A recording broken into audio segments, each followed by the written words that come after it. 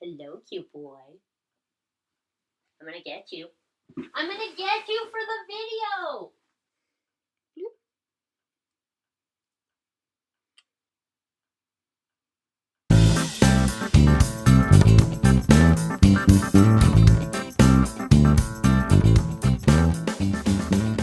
Hey everyone, welcome to the Art History Babes YouTube channel. I'm Corrie, and this is This Week in Art for the week of August 6th, 2018. So this is a new series we're doing on the channel. I came up with this idea like late last night when I couldn't sleep of doing short little videos every week that are just kind of a run through of some of the top stories in the art world to kind of keep things contemporary in Art History Babe Nation.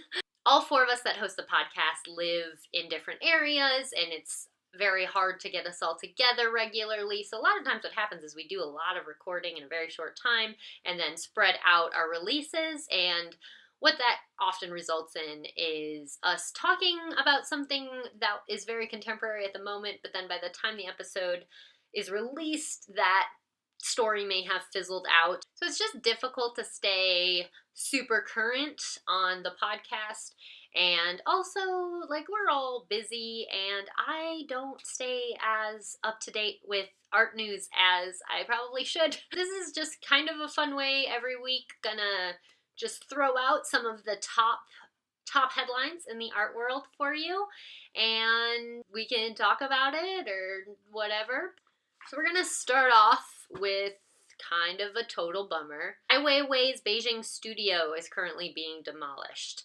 If you are unfamiliar with Ai Weiwei, he is a contemporary artist, a very political contemporary artist. He is the subject of the documentary Never Sorry, and he has for many years had a very tumultuous relationship with the Chinese government. We actually have done 2 episodes of the podcast on Ai Weiwei that will be linked down below for you. So if you are unfamiliar, you can listen to those and learn about his work and his activism and some of the, I guess, consequences of those things and some of the things he's had to endure because of the art that he makes. And this is just the latest. According to Ai Weiwei, demolition crews showed up without any warning and began demolishing his Beijing studio. Ai Weiwei is very present on social media, so you can head over to his Instagram at AIWW and follow this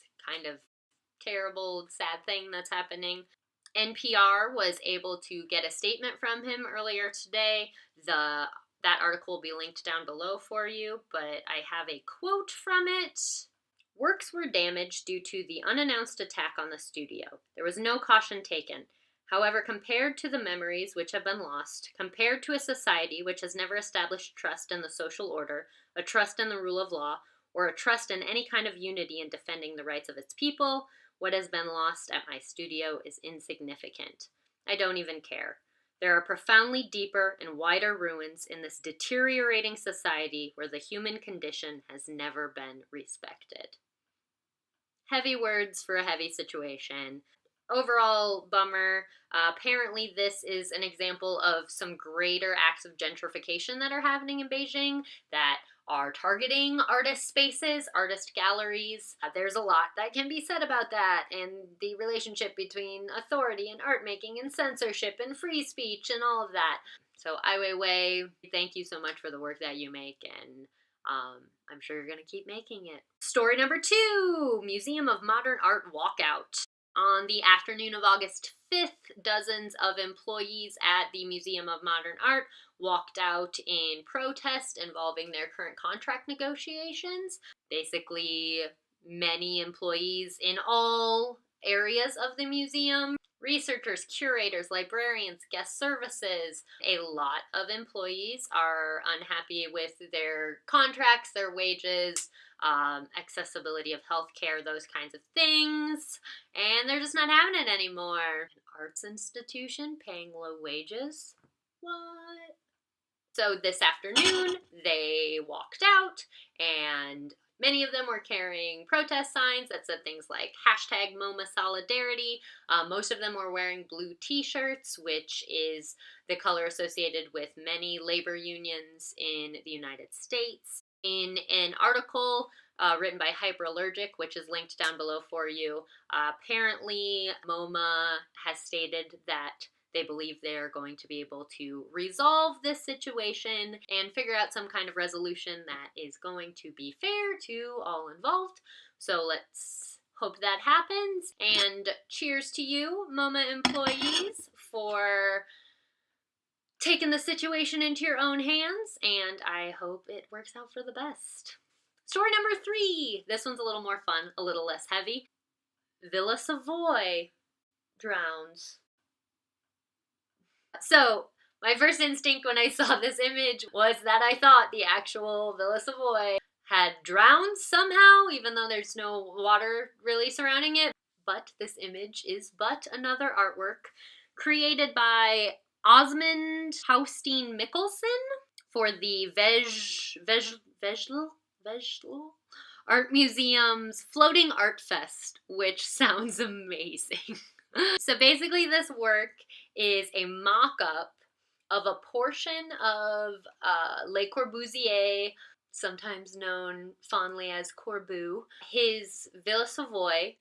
It is a mock-up of a portion of that was then placed in a fjord to look as though it was drowning. The title of the article that I got this information from is Danish Artist Drowns Le Corbusier's Most Famous Building in Fjord, which is a fantastic headline by Zachary Small. That's linked down below for you as well. This work by Osmond Hausteen Mikkelsen is meant to be a commentary on the current political climate and the current state of modernity. If you are unfamiliar with Le Corbusier or this building, I did actually talk about that in an episode in the past as well, way in the beginning days of the podcast. I'll link it down below for you in our Architecture and Power series. We did kind of drag Corbu a little bit, but it's a beautiful building. The idea when this building was created was clean, simplified lines, very modern structure, kind of definition of modern architecture. It was built between 1928 and 1931, and it was a response to World War II and all the intense everything that was going on with everyone. Lots of emotion and existential crisis and oh my god, what's going on? And for Corbu, the response to that was a very sleek, clean design style as a way to almost like quell all of the craziness. That idea of a collective existential crisis is definitely going on right now, so these ideas are very apt. And what Hausteen Mikkelsen was doing with this is basically commenting on the idea that, like, we're supposed to be living in modernity, we're supposed to be living in a modern culture that's past a lot of the things that we are currently dealing with. So this work kind of expresses his disillusionment because of all of the happenings politically throughout the entire world. So in a way, my interpretation of this work is it's like the drowning of rationality. Then also in the article, Zachary Small mentions that it's also kind of a visual commentary on climate change, which I thought was interesting too, because when you first look at the image, it does make you think of buildings being swallowed up due to natural disaster or due to rising sea levels. So overall, just a really interesting work that is happening right now. Look into it. Also, I want to know more about this floating art fest and how do I go? And then finally, this week in art history.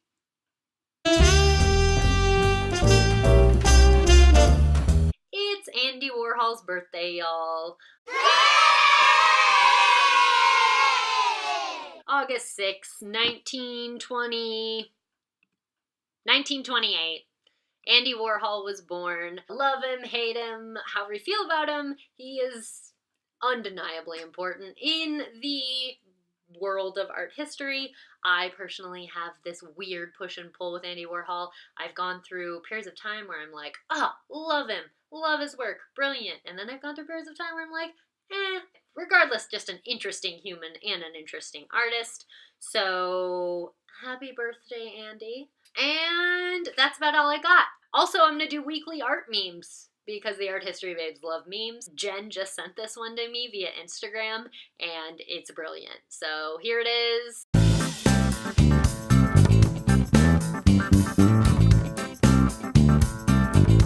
Thank you to all you meme creators out there.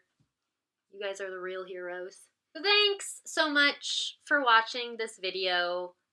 First go. Felt kind of weird and nervous, not gonna lie. I'm not a newscaster. Definitely gonna work on the overall setting of these videos. Just got like a plant on a stool over here. Maybe I'll get like a tapestry or something.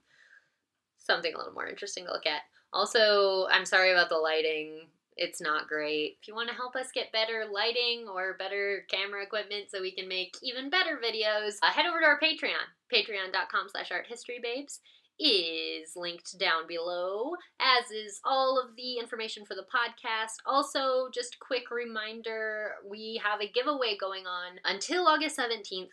If you buy something in the Art History Babes store, that is an entry into the giveaway, and we have all kinds of good stuff up on the store, so that's linked down below for you as well.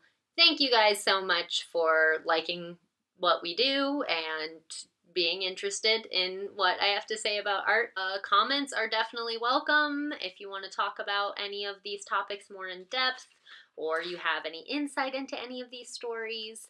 And I'll see you next time. Thanks, guys. Bye.